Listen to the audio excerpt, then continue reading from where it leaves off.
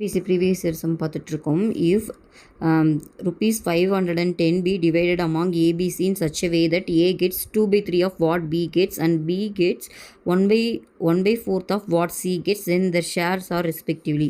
ரூ 510 ஆனது ஏபிசிக்கு பகிர்ந்தளிக்கப்படுகிறது. ஏ என்பவர் பி பெறும் தொகையில் 2/3 பெறுகிறார். பி என்பவர் சி பெறும் தொகையில் 1/4 பெறுகிறார் எனில் அவர்களின் பங்கீட்டு தொகை என்னன்னு இருக்கு.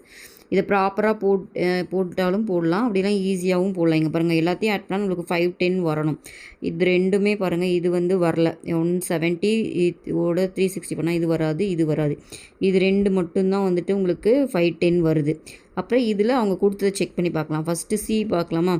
பி வந்து என்ன போயிடுறாங்களா, சி 1/4 ஆஃப் சிஎம். ஓகேவா? அப்போ பாருங்கள், இங்கே 360யா, 360யை 4ஆல் டிவைட் பண்ணால் நம்மளுக்கு எவ்வளோ வரணும்? இது வந்து 9 டைம்ஸ், அப்போ 19 வரணும். அப்போ இந்த ஆன்சர் தான் வரும். ஓகேவா?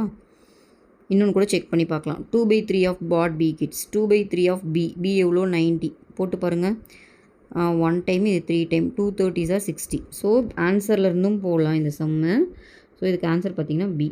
இல்லை அப்படியே போட்டாலும் வரும் இந்த சம்மு.